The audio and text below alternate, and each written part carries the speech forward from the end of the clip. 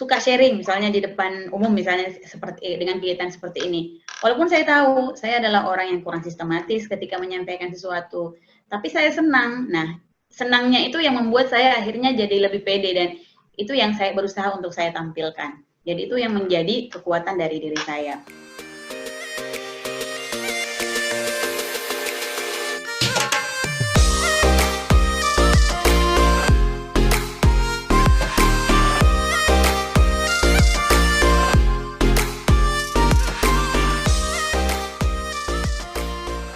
Assalamualaikum warahmatullahi wabarakatuh. Selamat pagi dan salam sejahtera untuk kita semua. Sebelumnya saya ingin mengucapkan terima kasih kepada Bapak Ibu yang sudah meluangkan waktunya untuk hadir di webinar yang ke-34 dari Yates Telkom, yaitu kegiatan Sharing is Caring Telkom Group dengan judul Seni Menjalankan Beragam Peran dengan Bahagia. Narasumber kali ini adalah Mbak Syarfia Lukman, MC Psikolog. Nah, nanti materi akan diberikan kurang lebih selama 20 menit. Lalu, jika Bapak Ibu ingin bertanya, silahkan cantumkan pertanyaannya di kolom Q&A. Atau bisa juga dengan klik raise hand, dan nanti akan diberikan kesempatan bertanya saat sesi tanya jawab. Baiklah, untuk mempersingkat waktu, moderator kali ini ada Dr. Novi Bahmid dari Regional 7. Monggo dok, udah bisa dimulai? Sip. Terima kasih Mbak Ami. Assalamualaikum warahmatullahi wabarakatuh. Dan selamat siang Bapak Ibu semua yang telah bergabung di webinar nasional kita pada hari ini. Pada hari ini, webinar nasional akan dipandu oleh kami dari Yates Regional 7 Kepulauan Makassar. Pematerinya juga dari kami, yaitu Psikolog Regional 7, Ibu Syarfia Lukman. Terima kasih Bu Fia atas waktunya hari ini. Sebagai moderator, saya Dr. Novi, dan notulen juga dari kami Regional 7, yaitu Bu Mimi dan Pak Amin. Baik, materi yang akan dibawakan hari ini oleh Ibu Syarfia Lukman adalah mengenai seni menjalankan beragam peran dengan bahagia. Jadi temanya sangat menarik sekali Bapak Ibu. Jadi mohon untuk bisa diikuti sampai selesai. Setelah materi nanti akan ada kita diskusi bersama. Jadi Bapak Ibu bisa mengajukan pertanyaan nanti melalui Q&A atau bisa juga dengan raise hand. Baik, untuk mempersingkat waktu, saya persilakan Ibu Syarfia Lukman untuk membawakan materi. Kepada Ibu, kami persilakan. Terima kasih Dr. Novi dan Mbak Ami. Assalamualaikum warahmatullahi wabarakatuh. Bismillahirrahmanirrahim. Selamat siang Bapak dan Ibu yang sudah hadir dalam sharing kali ini, webinar kali ini. Perkenalkan, saya tadi sudah perkenalkan ya, namanya Bu Syarfia atau dibilangnya Kak Fia. Panggilannya Fia. Saya psikolog dari alumni Universitas Padjadjaran Bandung dan sekarang domisili di Makassar. Oke, terkait dengan materi yang akan saya bawakan hari ini adalah seni dalam menjalankan beragam peran. Kenapa materi ini yang saya angkat? Karena sebenarnya sangat menarik dan saya rasa dihayati oleh semua orang. Nah, biasanya kenapa misalnya yang multiperan yang sering disandingkan yang multiperan itu adalah perempuan atau ibu-ibu, karena misalnya menjadi ibu rumah tangga dan bekerja, padahal tidak harus ibu-ibu, tidak harus perempuan, biasa saja laki-laki, bapak. Kenapa? Karena semua orang mempunyai beragam peran, tidak hanya satu peran saja. Oke, mungkin saya langsung share screen dulu ya. Oke, apakah sudah kelihatan, Dr. Novi? Sudah, Bu Fia. Oh, tapi masih, bentar ya, ini saya mundurin dulu. Oke, seni menjalankan beragam peran dengan bahagia. Nah, kalau kita lihat di slide yang pertama ini, ada 5 gambar. Yang pertama ada sekeluarga. Nah, kalau di situ kita lihat bahwa dalam keluarga itu ada berbagai peran. Ada peran sebagai bapak, ada sebagai ibu, ada sebagai anak. Nah, kemudian ada peran juga sebagai karyawan, nih yang bapak-bapak yang pakai jas. dianggaplah kita menganalogikan sebagai peran sebagai karyawan, pekerja, pimpinan mungkin, bawahan. Kemudian ada tangan nih saling menggenggam, oke, itu adalah peran sebagai pasangan, sebagai istri, sebagai suami. Kemudian kita ke kiri bawah, di sini adalah kita berperan sebagai di masyarakat, sebagai anggota masyarakat, dan selanjutnya yang di sudut kanan bawah itu adalah peran kita sebagai teman, sebagai sahabat di lingkungan kita. Nah, kalau kita misalnya lihat, minimal kita punya peran 5. Maaf ya, punten. Bagi yang sudah menikah misalnya. Suaranya kedengaran? Kedengeran, cuman slide-nya itu nggak geser sama sekali, Mbak. Oh gitu? Okay. Mungkin di ini dulu kali ya? Bentar. Full screen kah atau gimana? Nggak berubah soalnya. Nggak kelihatan ya? Bentar ya. Masih saya judul. ulang.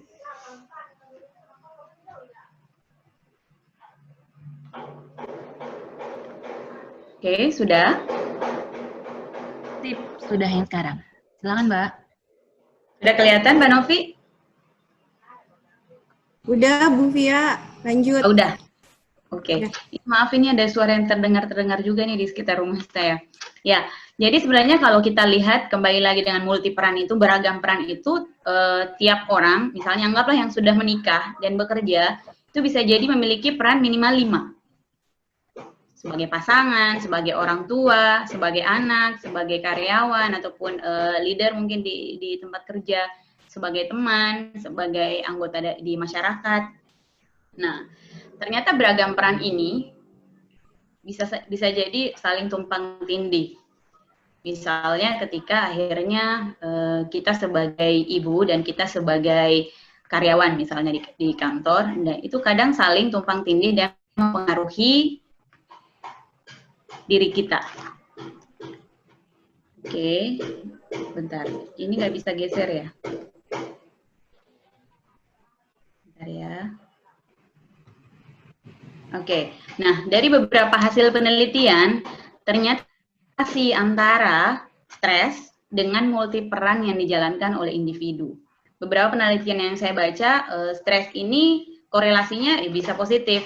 Banyak hal yang bisa berkaitan, entah kaitannya dengan gejala stres secara psikologis ataupun akhirnya secara fisik, bisa jadi psikosomatis, dan ini bukan hanya kepada perempuan ya, yang tadi seperti yang saya sampaikan di awal, tapi bisa jadi dari berbagai individu, mau karyawan, mau laki-laki, mau perempuan, mau remaja ataupun dewasa ataupun yang sudah parubaya.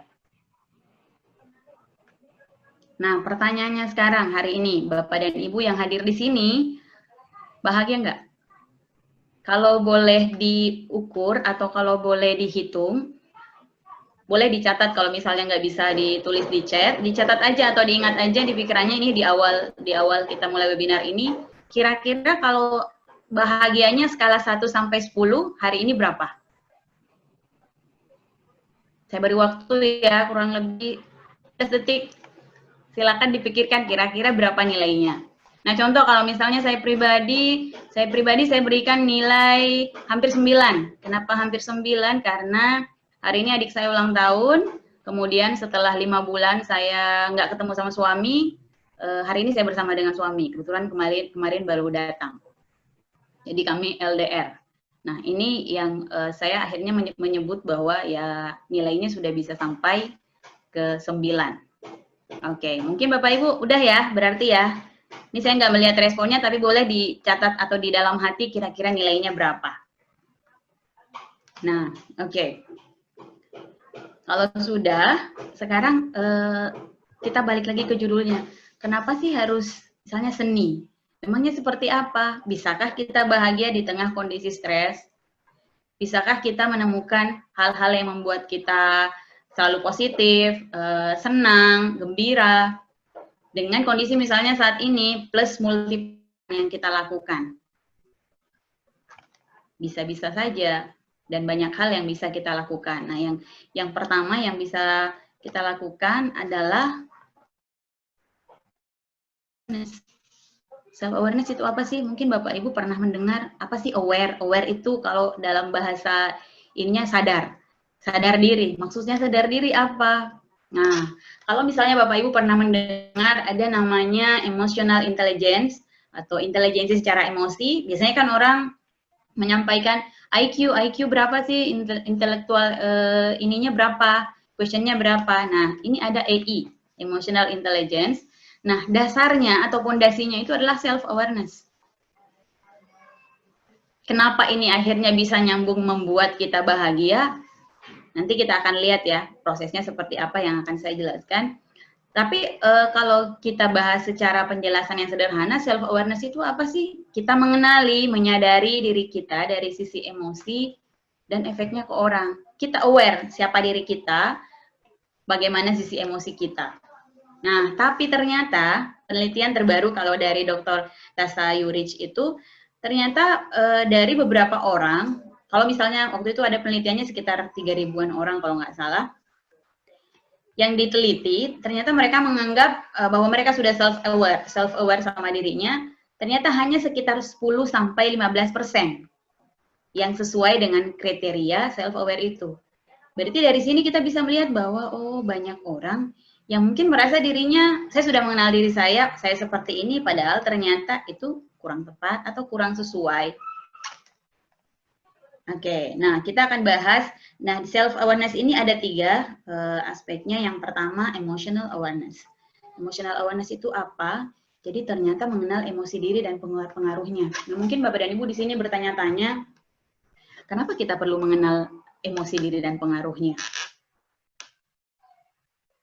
Kenapa perlu seperti itu? Karena misalnya gini, kita lihat bahwa banyak orang mungkin menganggap secara umum, ini emosi adalah yang ditangkap hanyalah marah. Padahal emosi itu banyak ragam jenis emosi. Kalau kita lihat yang dasar saja, ada marah, ada takut, ada senang, ada sedih, banyak hal. Ada kesal, ada juga emosi bosan misalnya. Nah, yang tadi beberapa yang saya sampaikan di awal itu adalah yang dasar.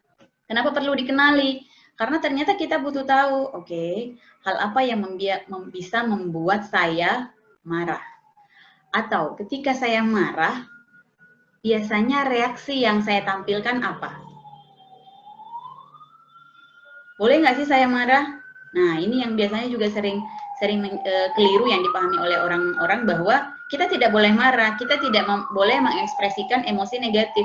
Padahal kita perlu untuk mengekspresikan atau mengeluarkan emosi itu. Namun caranya harus tepat, waktunya harus tepat, dan tempatnya juga harus tepat. Nah, di sini penting akhirnya untuk kita tahu bagaimana ya kondisi emosi kita, bagaimana emosi kita dan pengaruhnya ke orang lain, ke lingkungan, ataupun ke diri kita sendiri. Nah, aspek yang kedua dari self-awareness itu adalah accurate self-assessment, mengetahui kekuatan dan keterbatasan diri. Nah, seperti tadi yang disampaikan dari hasil penelitian Dr. Tasa Yurich, bahwa ternyata hanya sekitar 10-15% yang sesuai dengan kriteria self-aware itu. Karena kadang kita sendiri menilai diri kita mungkin keliru, bisa jadi kelebihan atau kekurangan.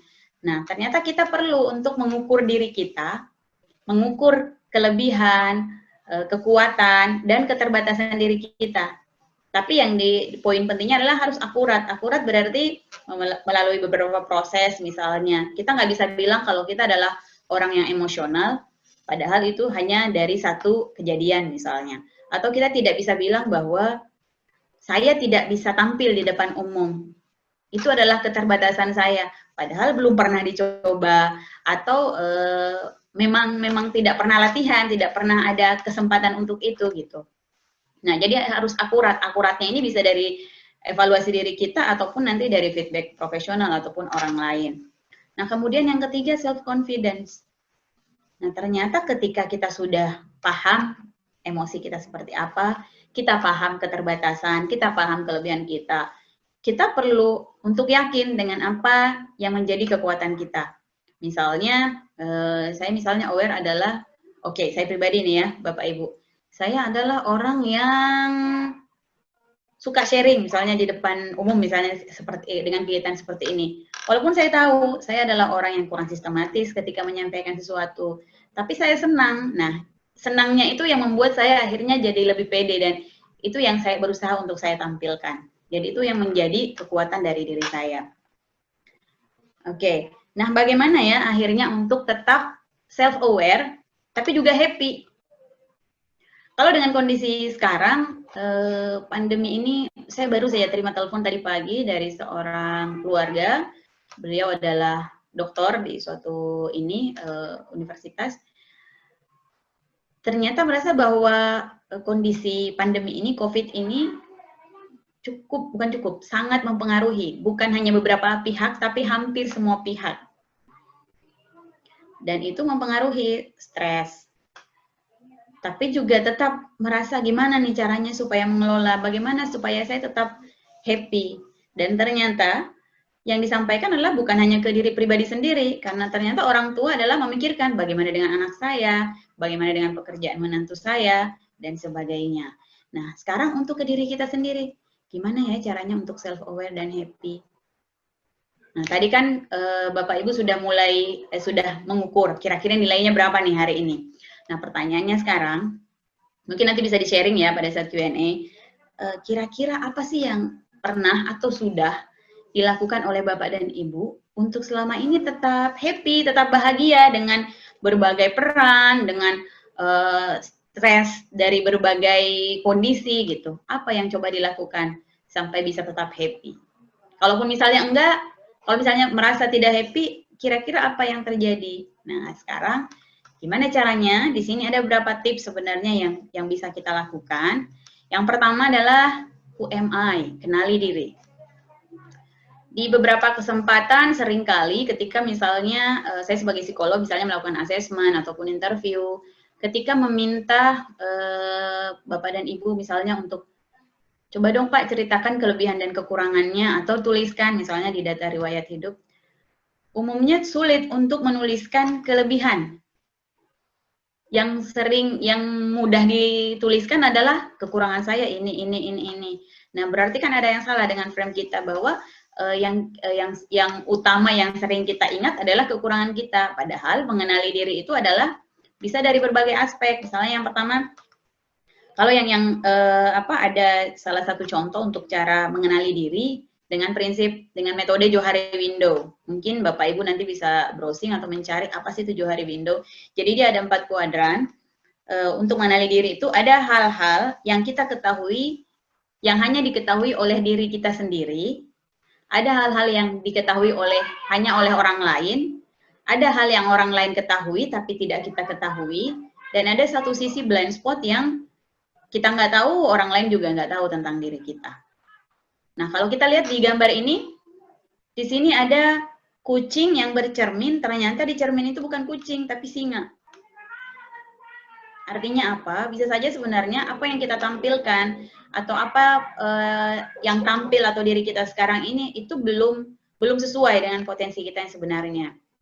Nah, makanya sangat perlu untuk mengenali diri. Bukan hanya melalui diri sendiri, tapi bisa bertanya ke orang, bisa sharing ke orang, bisa dari lingkungan terdekat yang kita bisa tanya, apa sih saya orangnya bagaimana, saya seperti apa, dan sebagainya. Dan ini dari berbagai aspek ya, bisa dari tadi emosi saya seperti apa, saya orangnya kalau komunikasinya gimana, minatnya apa, cocoknya kerja di apa, dan sebagainya. Nah, kemudian yang kedua itu self-reflection. Sebenarnya sering kita lakukan, tapi kita tidak menamai itu sebagai self-reflection. Jadi refleksi diri, kayak misalnya suatu ketika kita marah. Pagi-pagi misalnya nih ke kantor, sampai di kantor kayaknya perasaan tidak nyaman, pekerjaan juga tidak bisa efektif, kemudian melihat atasan misalnya jadi kesal. Kalau kita coba refleksi, kita bicara ke dalam diri, kita mundur ke belakang, kita evaluasi, kenapa ya saya marah? Apa yang menyebabkan saya marah? Perlukah saya marah? Nah, kadang ternyata ada hal kecil yang itu tidak kita sadari. Mungkin di perjalanan kita melihat sesuatu atau mendengar sesuatu, atau dari rumah, kita berangkat dari rumah dengan kondisi yang tidak nyaman. Nah, self-refleksi ini ketika misalnya kita terlatih untuk melakukan itu, kita akan cepat untuk tahu ketika kita berada dalam kondisi emosi yang negatif misalnya, kenapa ya seperti ini? Apa ya? Oh, ketika kita sudah tahu penyebabnya, itu akan mudah bagi kita untuk menyelesaikan atau misalnya mengelola emosi itu. Nah, seringkali kita sibuk keluar, namun kita lupa untuk melakukan perjalanan ke dalam diri.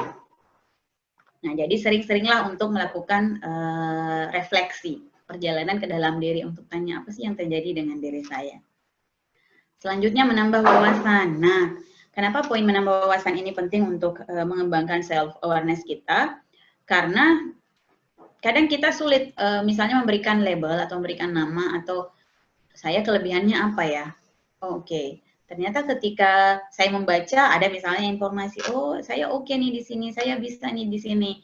Atau ketika kita menyadari bahwa saya kurang, kemampuan komunikasi saya kurang, saya sering miskom misalnya dengan teman di kantor. Oke, apakah saya butuh untuk coaching? Apakah saya butuh training? Ikut pengembangan diri terkait dengan komunikasi?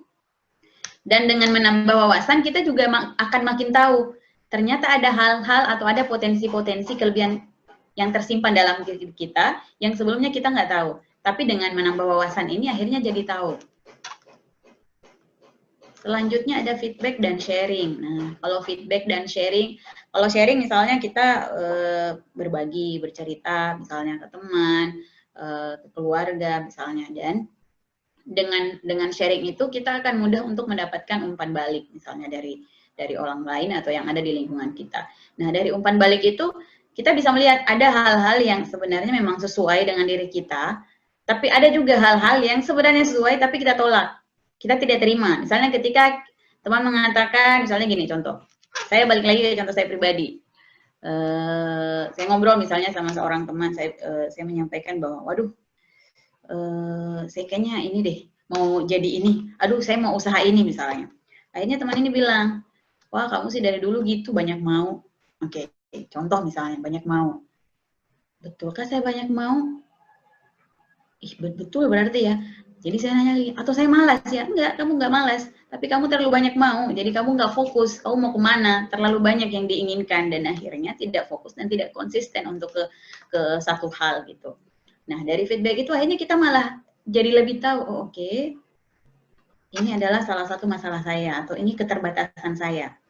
Atau dari feedback itu, kita misalnya akan mendapatkan tahu keterbatasan diri kita. Misalnya kita, atau ada anak-anak misalnya nih, anak remaja yang berulang kali mau mengikuti pendidikan atau apa ya, misalnya untuk ikut seleksi apa, sampai berkali-kali tapi gagal.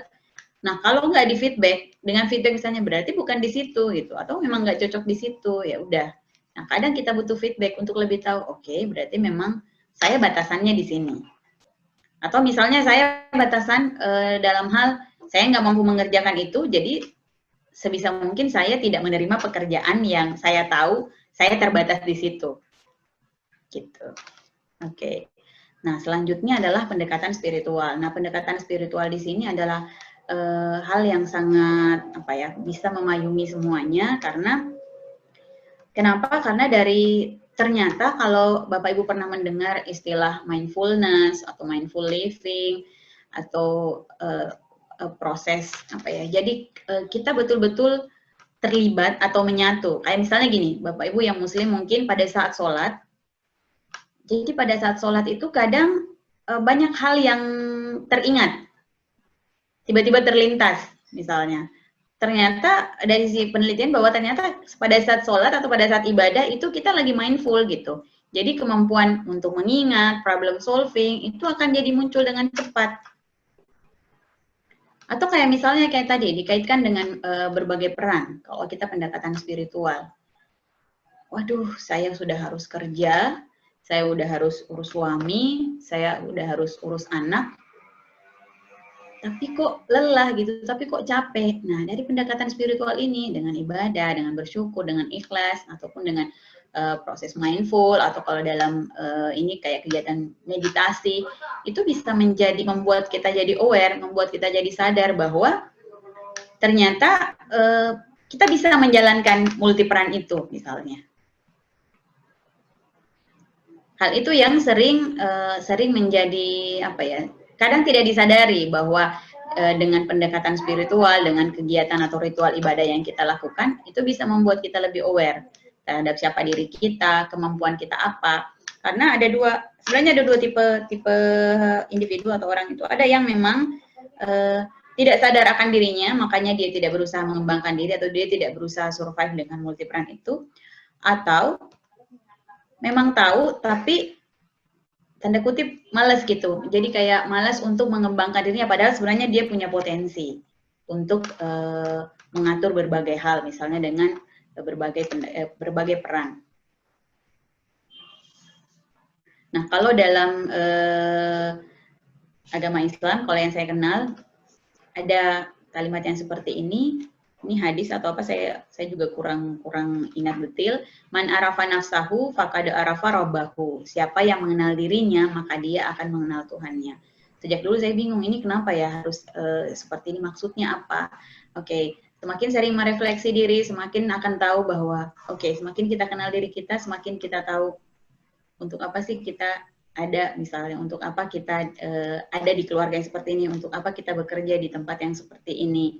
Dan ujung-ujungnya adalah balik lagi ke pendekatan dengan yang di atas. Oke. Nah, selanjutnya proses mempelajari, mengenali diri sendiri, ini bukan proses harian, mingguan, ataupun bulanan. Prosesnya adalah belajar sepanjang hayat.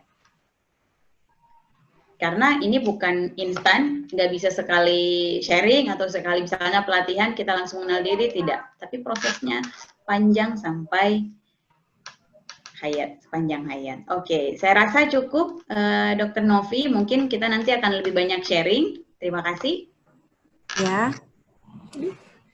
Ya, makasih Bu Fia. Ya, saya stop share dulu ya. Ya, boleh. Ya, Bu. Baik, materinya menarik sekali, Bu Fia. Jadi kita bisa mengenali, bisa memahami diri kita sendiri sehingga kita bisa menjalankan berbagai macam peran dengan bahagia setiap hari. Nah, sebelum kita masuk di sesi diskusi, saya serahin dulu ke hostnya mungkin untuk mimpin kuisnya dulu. Silahkan Mbak Ami. Gamesnya sudah berakhir. Acara dilanjutkan ke Dr. Novi dan Mbak Fia, silahkan. Tanya jawab sudah bisa dimulai. Ya, terima kasih Mbak Ami. Baik Bapak Ibu, kita ke acara selanjutnya yaitu diskusi bersama. Jadi Bapak Ibu bisa mengajukan pertanyaan via Q&A atau bisa juga dengan raise hand. Ya. Untuk sekarang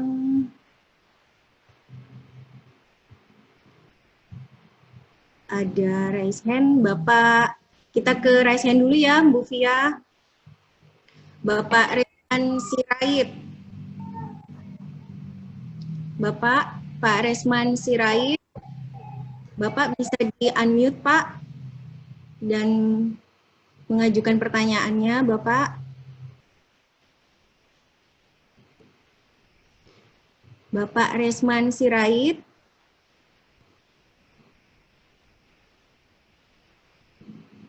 Baik, belum ada respon, kita berpindah ke raise hand berikutnya, Bapak Edi S. Ya, selamat pagi Bu Dokter. Ya. Saya yang akan saya tanyakan itu mengenai tadi yang diuraikan, itu apa berlaku untuk semua umur?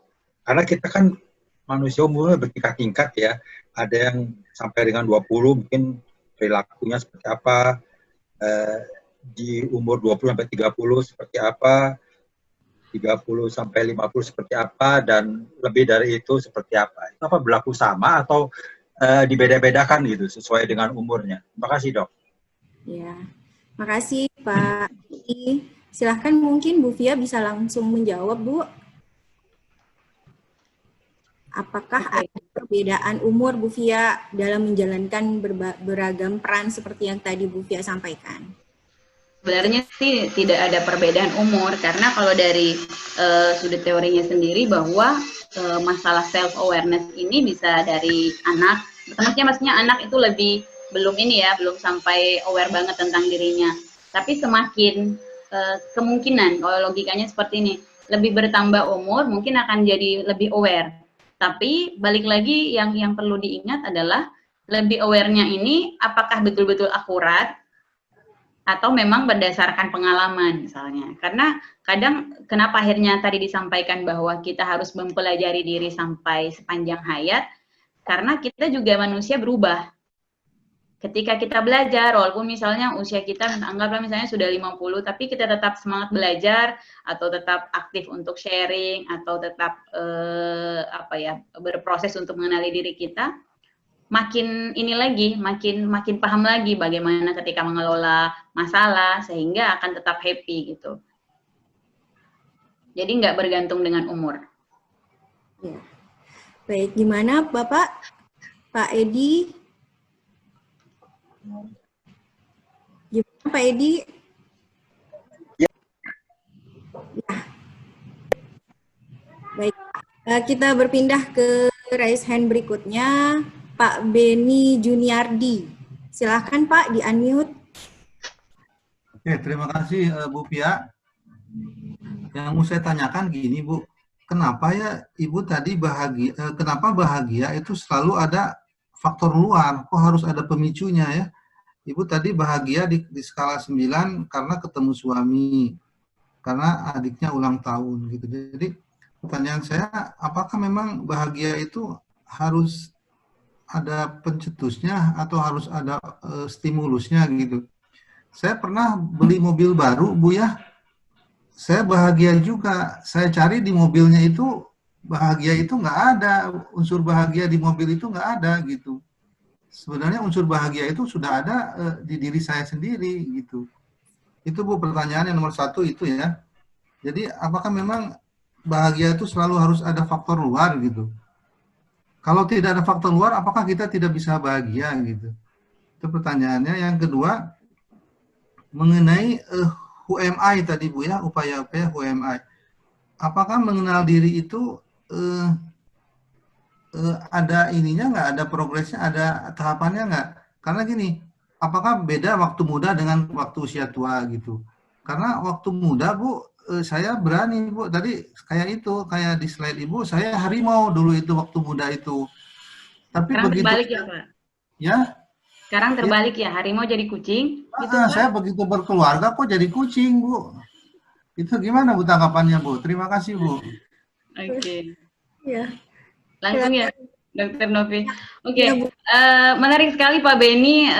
Ya, saya akhirnya terini nih Pak. Ini saya dapat feedback lagi nih Pak dari Pak Beni. Misalnya, kok bahagia karena ada suami, karena ada ini. Nah, ini yang sering sebenarnya kita keliru ya, bahwa umumnya atau selama ini kita bahagia ketika, kita bahagia kalau. Padahal itu kita bisa balik, meskipun saya nggak punya mobil baru, saya bahagia.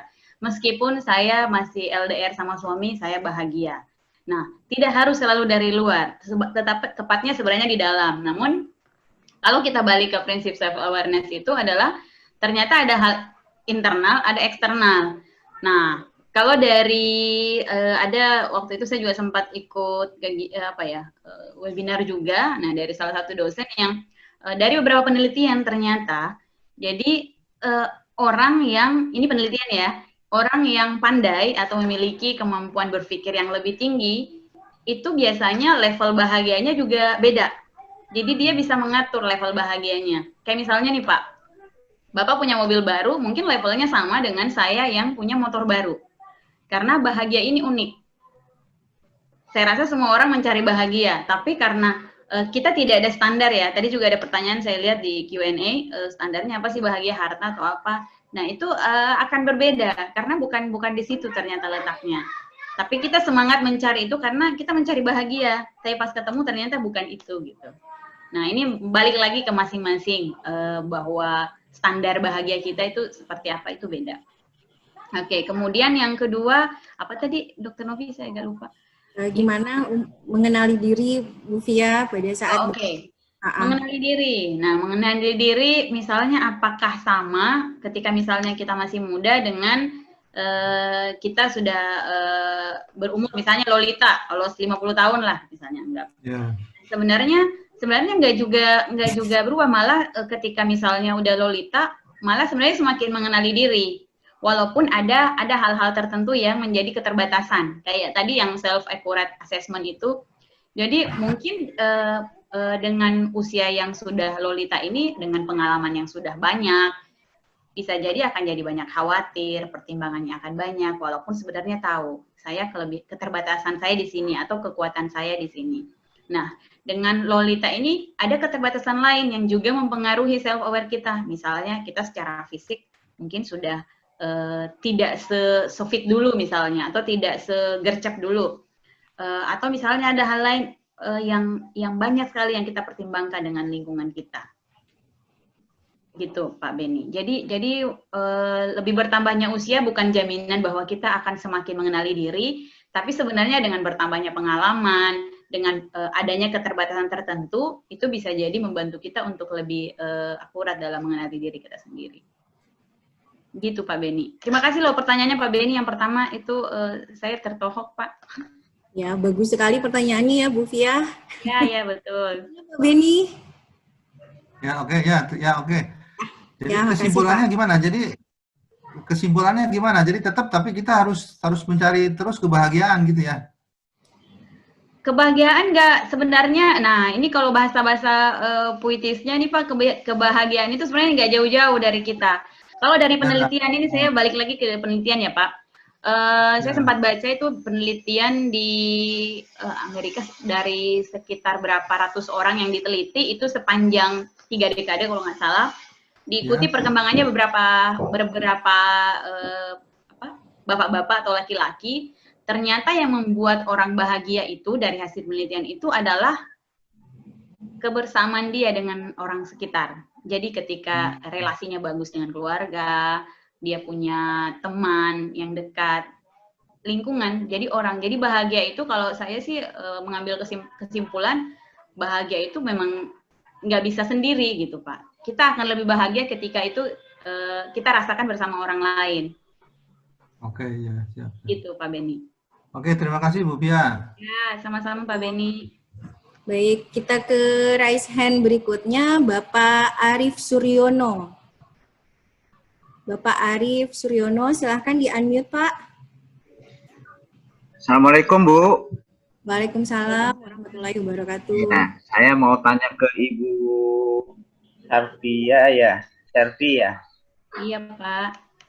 Bu, bagaimana pengaruh jendela Windows terhadap seseorang, penilaiannya? Apakah hasil dari penilaian Johari Window itu bisa merubah seseorang kepada yang lebih baik atau malah tetap mempertahankan seperti apa adanya? Terima kasih, Bu. Terima kasih Pak Arif. Kalau yang Johari Window sebenarnya konteksnya itu kalau kita bisa kayak main game gitu Pak. Jadi ada beberapa kata sifat yang diminta pilih misalnya untuk ditempatkan di beberapa kuadran itu. Nah, misalnya kata sifat misalnya saya orangnya pemalu atau itu masuk di hal yang saya tahu. Misalnya orang lain tahu saya orangnya ternyata emosional misalnya, pemarah. Nah, apakah itu akhirnya bisa merubah kita untuk lebih baik? Itu balik lagi ke individunya masing-masing, Pak. Kayak contoh misalnya di blind spot itu tadi juga ada yang nanya di Q&A. Di blind spot itu ketika kita nggak tahu, orang lain nggak tahu, nggak ada yang tahu, sebenarnya itu adalah jendela untuk lebih membuka diri. Berarti ada hal mungkin yang bisa menjadi potensi kita yang ini bisa kita kembangkan gitu, Pak. Gitu, Pak Arif. Pertanyaan selanjutnya, Bu. Ya, Pak Arif. Sifat yang kita bawa itu memang sifat pembawaan dari lahir, apakah mungkin sifat-sifat itu bisa berdasarkan dari kematangan lingkungan? Terima kasih. Oke. Sama-sama Pak Arif. Nah, ini berbicara terkait dengan nature dan nurture berarti. Ada yang betul-betul bawaan. Kalau bawaan, anggaplah misalnya gini, kalau Bapak punya anak, atau contoh saya punya anak, saya ternyata melihat sifat saya atau suami di anak saya. Misalnya di anak yang pertama misalnya, ini kelihatan, aduh ini bapaknya banget. Ini, aduh adiknya ini misalnya saya banget gitu. Nah, tapi itu memang terbawa misalnya dari secara genetik. Tapi dari proses belajar, pengalaman, itu kita bisa untuk mengubah secara perlahan. Jadi ada prosesnya yang perlu kita jalani. Contoh lagi, balik lagi ke diri saya. Saya orang yang kalau dulu itu sangat cemas ketika misalnya harus berbicara. Atau misalnya saya orang yang, kalau Bapak pernah dengar yang masalah ADD, saya orang yang ADD. Tapi saya tahu itu, saya kenal dan saya terima itu, jadi saya berusaha untuk, oh oke, gimana ini saya harus meminimalkan ke-ADD-an saya atau ketidakfokusan saya. Gitu Pak Arief. Baik, berubah sama sekali barangkali tidak bisa ya Bu, barangkali cuma bisa meminimalkan barangkali. Terima kasih. Iya, sama-sama Pak Arief. Terima kasih Pak Arief Suryono. Bu Fia, kita pindah ke Q&A. Ada pertanyaan dari Bapak atau Ibu Sugito. Apa ukuran atau parameter kebahagiaan? Banyaknya uang atau kesehatan atau apa, Bu? Nah, ini yang balik lagi sama tadi pertanyaan yang Pak siapa ya, Pak Beni ya. Jadi sebenarnya ukurannya tidak ada ukuran standar. Tidak ada ukuran standar, tapi kalau kita kembali ke kebutuhan dasar misalnya, ketika kebutuhan dasar kita terpenuhi, itu akan lebih mudah membuat kita bahagia dengan hal yang lain misalnya. Nah, tapi hebatnya manusia adalah sekali lagi contoh di masa pandemi ini, bahwa kita ternyata bisa untuk menyesuaikan diri. Kayak tadi kan misalnya standar bahagia itu apa? Ada orang yang misalnya, saya akan bahagia kalau saya sudah punya rumah yang begini. Nah, dengan kita bisa menyesuaikan, kita bisa menurunkan standar. Seperti itu contohnya. Tapi ya tidak ada ukuran ataupun standar. Masing-masing orang punya ininya sendiri. Baik. Oke, kita berpindah ke Q&A berikutnya, Bu. Dari Bapak atau Ibu Isu Pangiho Nono. Apa fungsi seni dalam kehidupan manusia? Bagaimana aspek-aspek pokok kehidupan sehari-hari tentang kelahiran, cinta, perkawinan, iri hati, dan kematian? Waduh. Oke. Kalau seni itu sebenarnya adalah, kalau kita dari dasar katanya adalah keterampilan ya, bagaimana kita mengolah. Jadi misalnya kayak mengelola, kayak misalnya gini, seni menjalani beragam peran. Kenapa dikatain seni? Karena sebenarnya kita bisa belajar. Kita misalnya dengan berbagai masalah yang kita hadapi, berbagai peran yang diberikan atau ada di pundak kita bisa belajar untuk mengelola itu supaya apa ya istilahnya? Ketika itu berat tidak menjadi berat, ketika itu sulit tidak menjadi sangat sulit. Gitu. Jadi keterampilan sangat perlu ada seni. Kemudian yang pertanyaan berikutnya, saya sebenarnya kurang paham maksudnya apa ya? Bagaimana aspek-aspek pokok kehidupan sehari-hari tentang kelahiran, cinta, perkawinan, iri hati, dan kematian. Oke, aspek-aspek atau ini sebenarnya lebih ke sumber yang bisa mempengaruhi emosi kita. Mungkin itu kaitannya kali ya? Ya, seperti itu Mbak. Ya. Nah, ini sumber-sumber ini sebenarnya akhirnya bisa jadi dua sisi, bisa jadi positif, bisa jadi negatif. Karena misalnya contoh gini, seorang ibu pekerja yang hamil dan melahirkan misalnya. Dari sisi lain, orang misalnya bisa melihat bahwa melahirkan itu adalah suatu hal yang positif, kesenangan. Tapi ketika si ibu tidak siap dengan memiliki anak misalnya, itu bisa jadi hal negatif. Itu kali, begitu saya juga nggak terlalu paham, ini saya hanya berikan contoh. Jadi itu aspek-aspek tadi lah dua sisi untuk kita bahasakan dalam peran yang tadi dan bagaimana itu mempengaruhi emosi dan kebahagiaan. Ya, kita ke Q&A berikutnya, Ibu Sarvia dari Bapak Budiman. Bagaimana caranya agar tetap happy meskipun sedang menghadapi masalah? Nah, ini menarik. Pak Budiman ya, Pak Budiman, kira-kira kita bisa lepas nggak dari masalah, Pak? Kayaknya akan sulit gitu.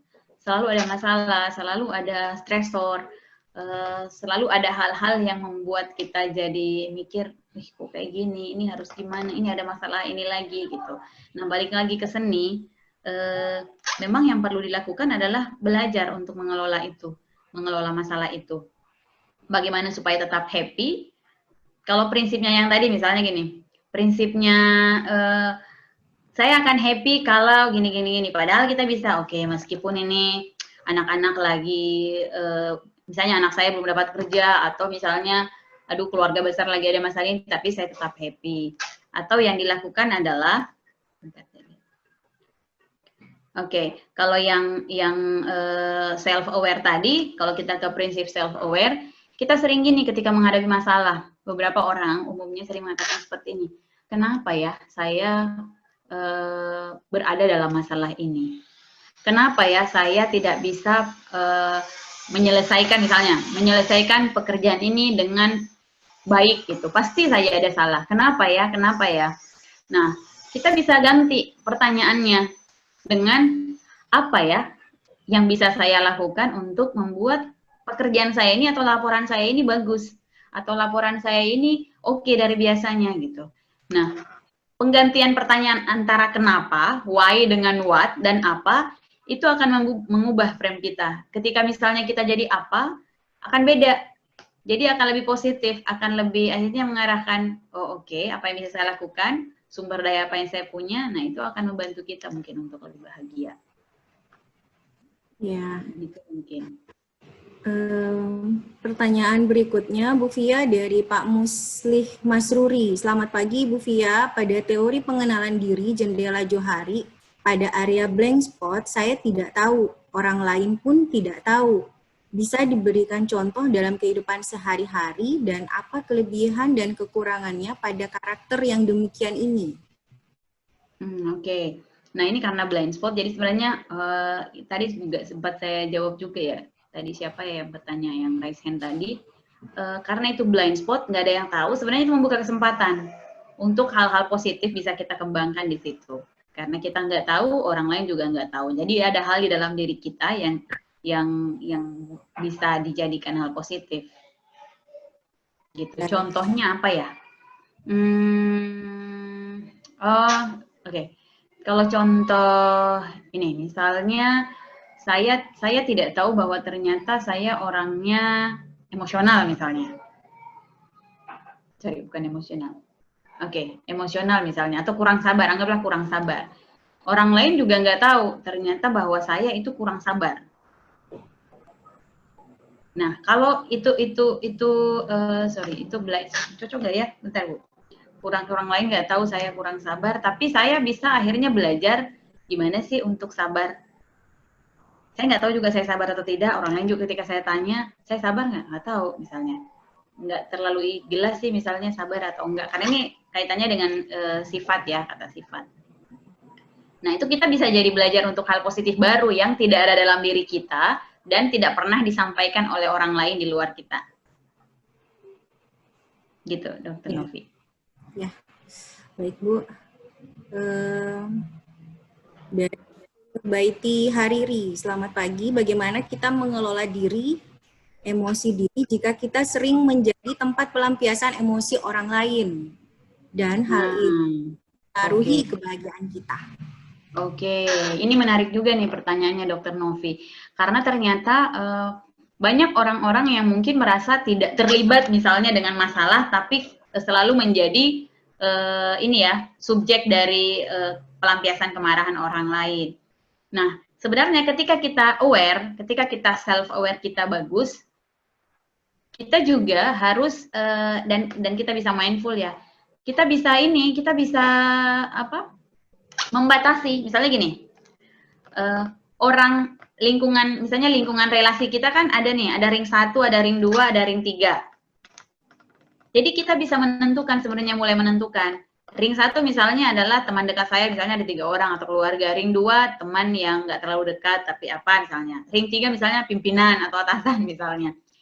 Jadi ketika misalnya ring 3 misalnya, dianggaplah ring 3 si pimpinan misalnya marah atau melampiaskan kemarahan ke kita, ya saya menganggap itu akhirnya saya sudah memikirkan di pikiran saya adalah bahwa itu tidak akan mempengaruhi saya gitu. Jadi kita harus bukan mengkotak-kotakkan ya. Jadi kita harus memilih siapa yang bisa mempengaruhi emosi kita. Nah, sebenarnya kan yang paling bisa adalah diri kita gitu. Tapi kalau misalnya orang lain yang sudah terlalu jauh hubungannya itu mampu mempengaruhi kita, berarti yang perlu kita terima di awal adalah memang kita orang yang cukup sensitif. Kita perlu belajar untuk, oke, ada hal yang saya tidak perlu masukkan ke dalam hati. Atau akhirnya ketika itu tidak bisa dihindari, yang bisa kita lakukanlah berpikir positif dan menganggap itu jokes, bercanda. Dengan pemikiran bercanda bahwa ya udah memang sering dijadikan objek, nanti juga akan jadi objek lagi, jadi bawa bercanda tapi tidak mempengaruhi hati dan perasaan kita. Ya. Baik, Bu Fia. Ya. Kita ke pertanyaan berikutnya dari Bapak Ahmad Widiadi. Bagaimana menghadapi masa pensiun? Di antaranya yang biasanya bangun pagi terus pergi ke kantor. Nah, pada masa pensiun gimana Bu Fia? Adanya perubahan kebiasaan. Oke. Saya menganalogikan dengan masa pandemi ini ya. Bapak siapa tadi, Dr. Novi? Bapak Ahmad Widiadi. Pak Ahmad, jadi saya sebelum masa pandemi ini adalah kerja kantoran, kantor misalnya walaupun nggak 8 to 5 tapi hampir tiap hari keluar. Nah pada saat akhirnya tidak ada kebiasaan itu, tiba-tiba jadi melambat tuh di awal, aduh apa ya, karena tidak ada aktivitas misalnya, tiba-tiba terputus. Nah akhirnya bikin ritual baru, habit baru, kebiasaan baru, hal-hal kecil. Contoh yang alhamdulillah yang saya rasakan pada 1 bulan terakhir ini adalah setiap selesai sholat subuh, saya akhirnya jalan pagi kurang lebih 15-20 menit. Itu saya nggak berhenti sampai sekarang.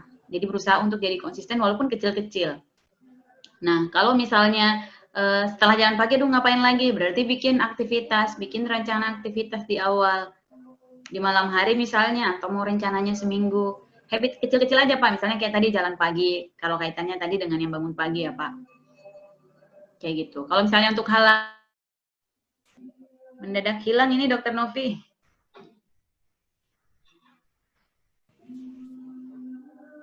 Iya Bu Fia.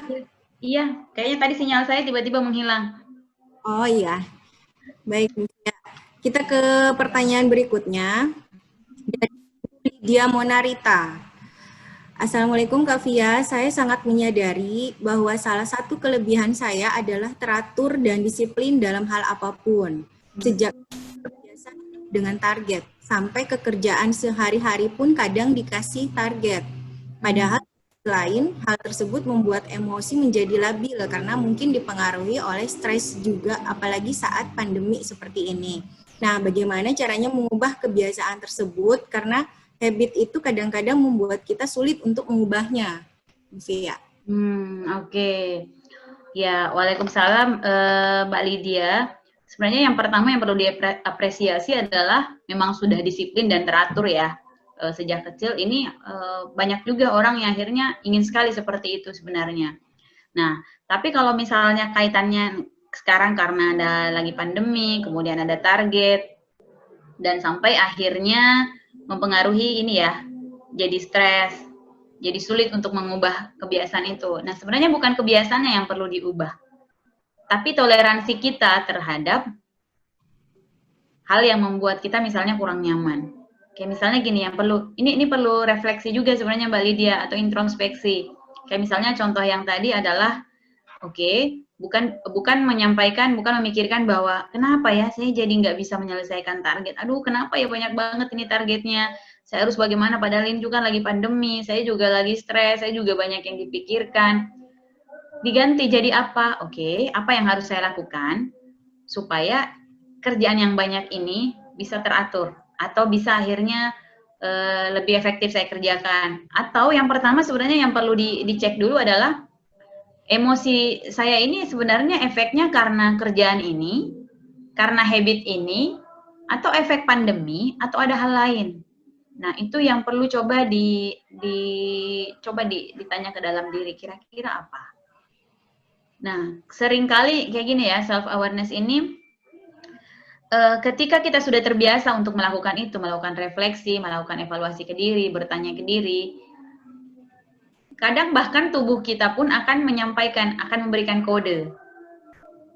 nih kaki saya misalnya sakit, ini karena capek ini, atau ini karena nggak pernah gerak misalnya contoh, atau ini emosi kalau kayak gini, yang perlu dicek adalah adakah kebutuhan-kebutuhan emosional yang selama ini ternyata kurang terpenuhi sejak ada pandemi ini.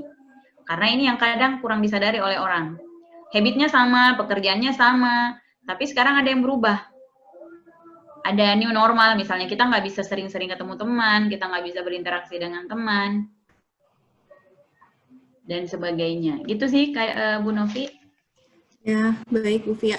Kita ke raise hand, ada Ibu Yaya Sugihat. Silahkan Bu Yaya, di-unmute Bu, dan menyampaikan pertanyaan Bu Yaya.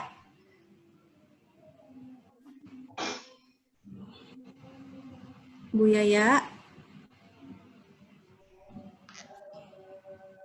Bu Yaya. Ibu Yaya, di-unmute Bu. Ya. Selamat siang, Ibu Fia.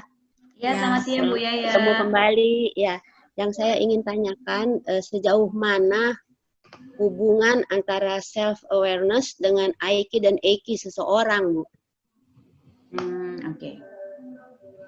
Oke. Kalau udah Bu pertanyaannya Bu? Sudah, ya. Oke. Nah, sebenarnya sejauh mana bisa kita katakan bahwa semakin nggak ada jaminan Bu. Misalnya orang dengan IQ tinggi, IQ-nya emotional intelligence-nya atau self awareness-nya tinggi. Nggak seperti itu Bu. Tapi IQ ini membantu orang untuk lebih cepat mengenal dirinya.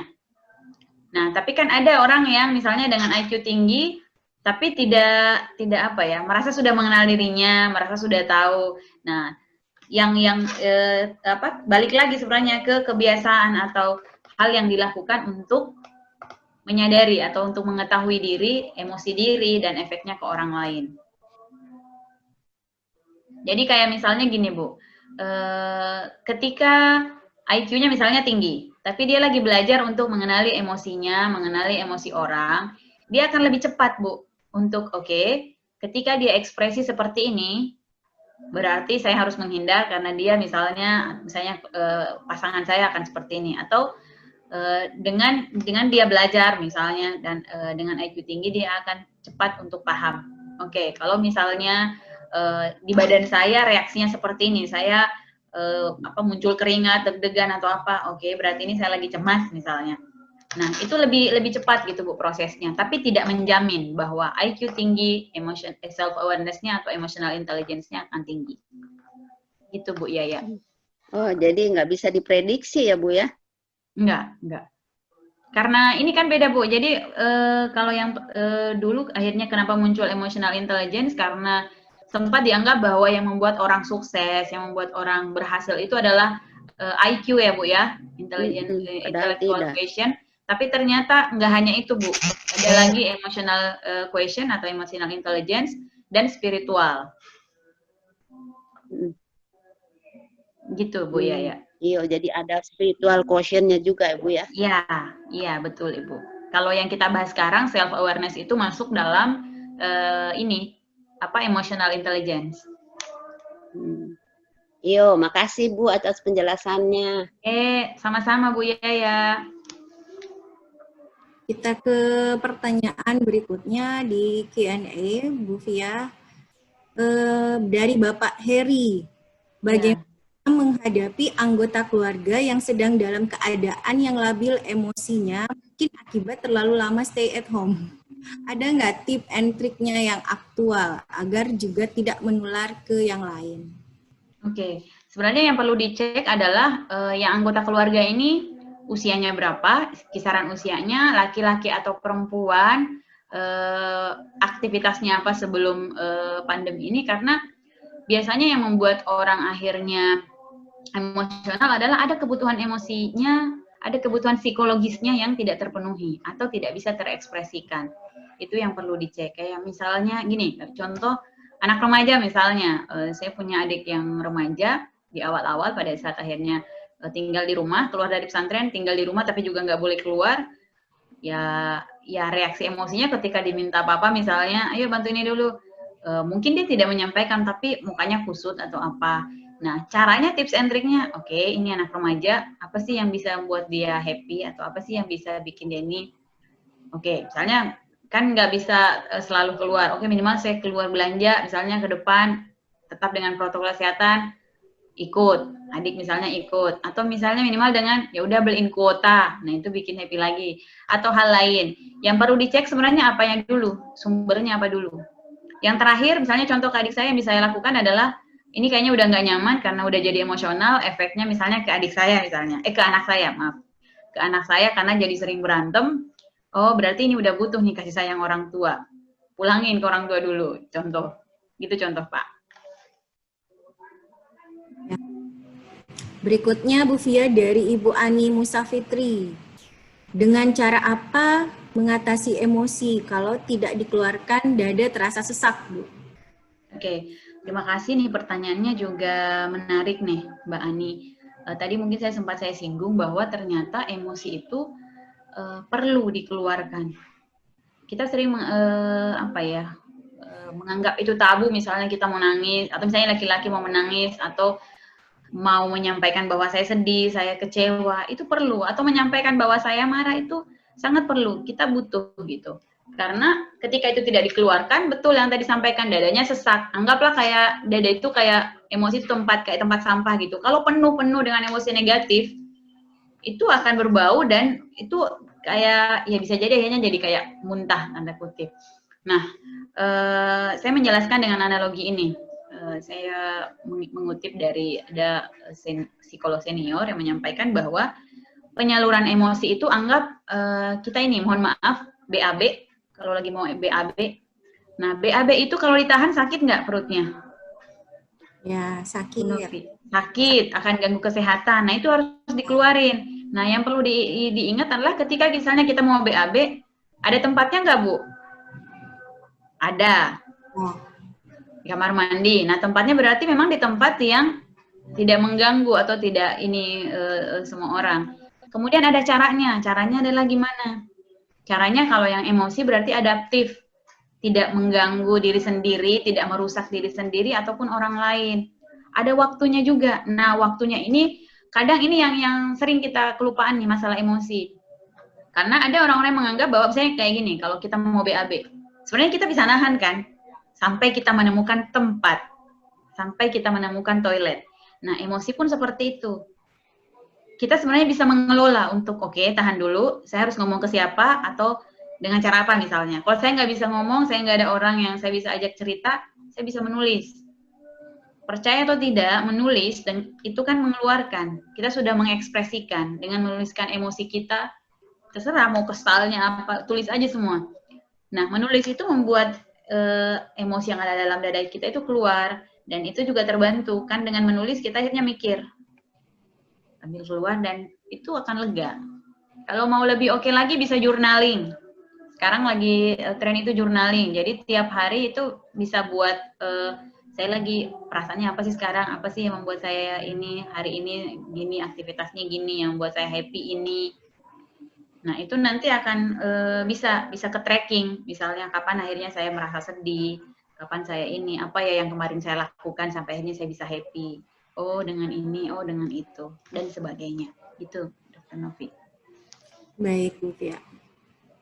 Kita ke raise hand dulu, Bu Fia. Ada Bapak Herlan Suherlan. Oke. Bapak Herlan Suherlan, silahkan di-unmute, Pak. Selamat siang, Dokter. Siang, Bapak. Gini, Dok.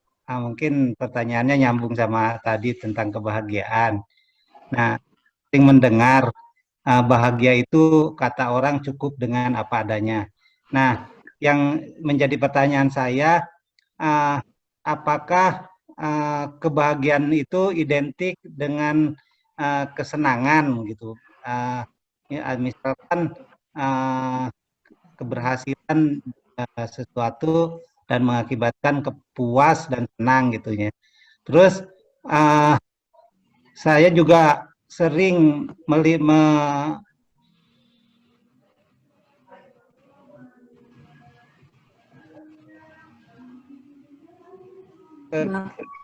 orang lain, misalnya dia menilai ke saya bahagia. Nah, maksudnya apakah kebahagiaan itu ada yang namanya bahagia semu gitu, Dok? Kebahagiaan yang sifatnya misalnya seperti tadi kita berhasil dengan sesuatu terus senang, apakah itu kan itu sementara. Nah, apakah kebahagiaan itu tidak berbatas waktu gitu, yang menjadi kata kunci kebahagiaan itu sebenarnya apa gitu, Dok? Terima kasih. Selamat siang, Dok. Selamat siang, Pak Helan. Pak Helan, pertanyaannya berat ini, Pak. Oke. Jadi sebenarnya apakah saya mulai dari yang bahagia semua atau tidak ya? Nah, sebenarnya kan kalau kita dari versi ketuhanan atau spiritual, bahagia itu ya istilahnya ya kalau ketika kita bertemu dengan Tuhan atau pencipta kita gitu. Nah, yang lainnya adalah bahagia kecil-kecil, bahagia secuil-secuil. Nah, misalnya yang tadi balik lagi frame berpikirnya ketika kita menganggap atau ketika kita membuat standar kita akan bahagia kalau misalnya ini, padahal meskipun misalnya saya memiliki ini, saya bisa bahagia gitu.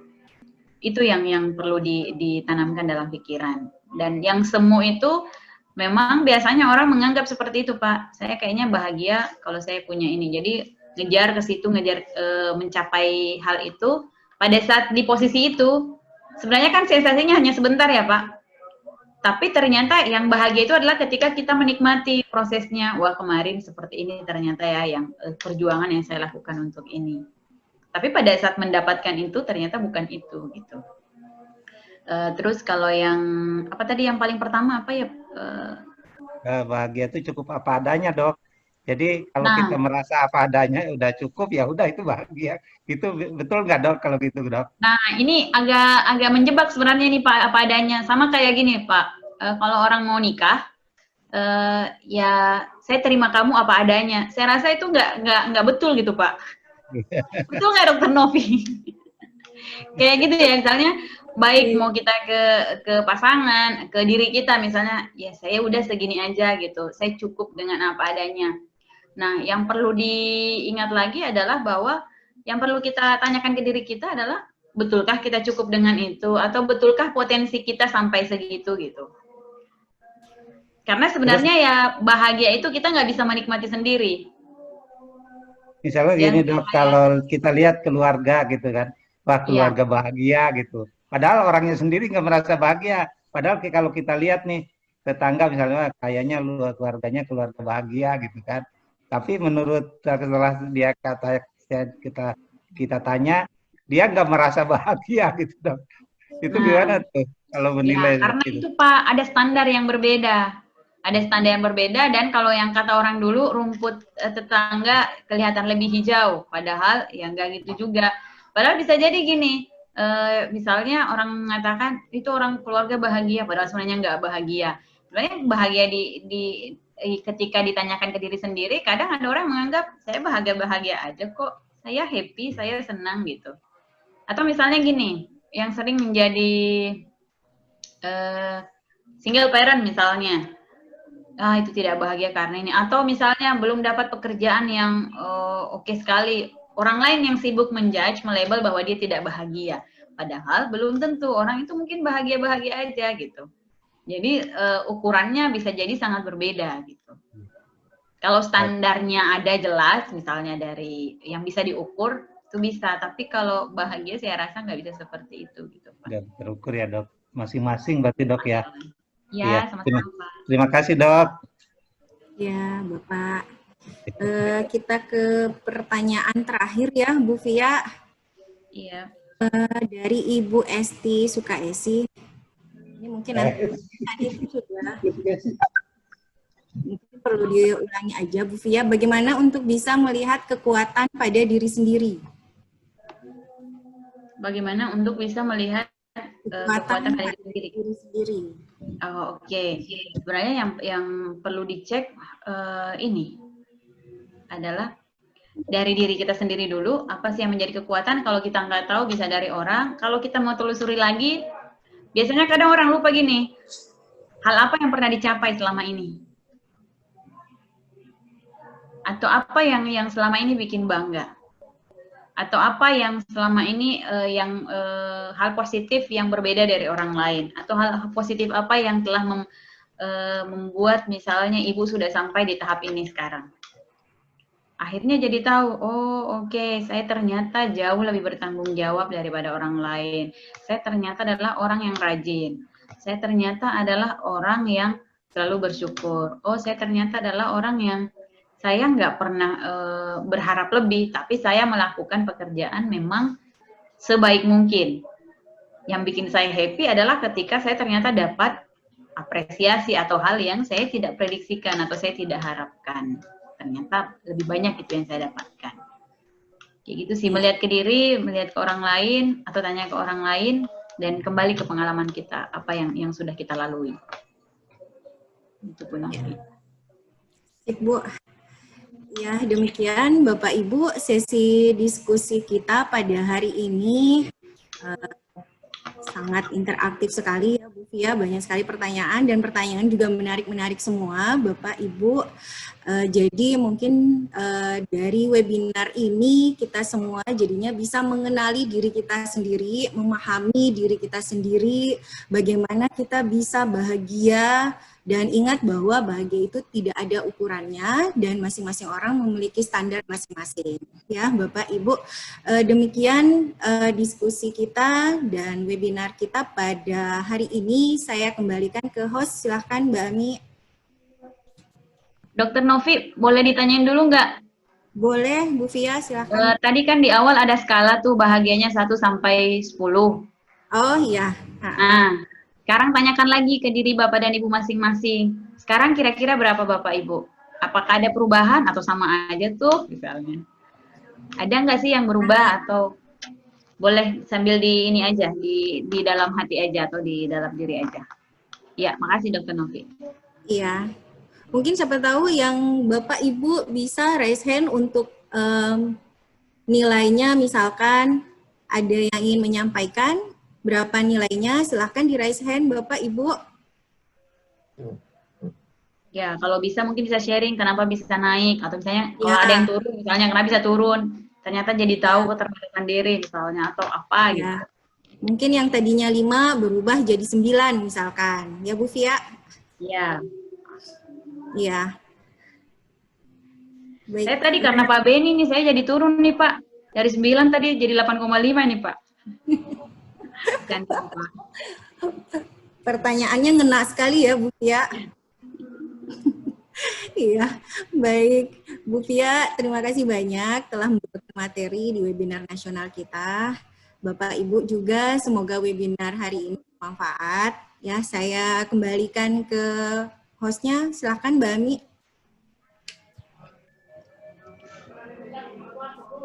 Oke, terima kasih Dr. Novi dan juga Mbak Fia untuk paparan materinya terkait seni menjalankan beragam peran dengan bahagia. Semoga informasi yang tadi disampaikan oleh Mbak Fia bermanfaat dan bisa dipraktekkan langsung di kehidupan sehari-hari oleh para peserta. Baiklah, untuk pesan terakhir, Q&A yang tadi misalnya belum kejawab atau Q&A sebelumnya dari pelaksanaan sharing is caring Telkom Group ini bisa Bapak Ibu akses di highlight Instagram Yakes Telkom. Semua terjawab di sana, jadi silahkan akses di sana. Lalu kembali lagi mengingatkan, tadi salah satu pertanyaan di Kahoot-nya juga, adaptasi kebiasaan baru atau new normal bukan berarti bahwa kita itu udah kembali dalam kondisi normal seperti sedia kala ya Bapak Ibu, karena tadi masih banyak banget tuh yang salah. Kita sebenarnya dihadapkan oleh proses adaptasi dengan keadaan normal yang baru, yaitu adaptasi dengan protokol kesehatan. Dan jika tidak berkepentingan sekali, sebaiknya di rumah saja. Baiklah, demikian yang dapat saya sampaikan. Sampai ketemu di webinar hari Kamis nanti. Assalamualaikum. Oh ya, sebelum menutup, ini saya akan mengeluarkan polling, jadi silahkan diisi sambil kegiatan ini ditutup. Oke, terima kasih.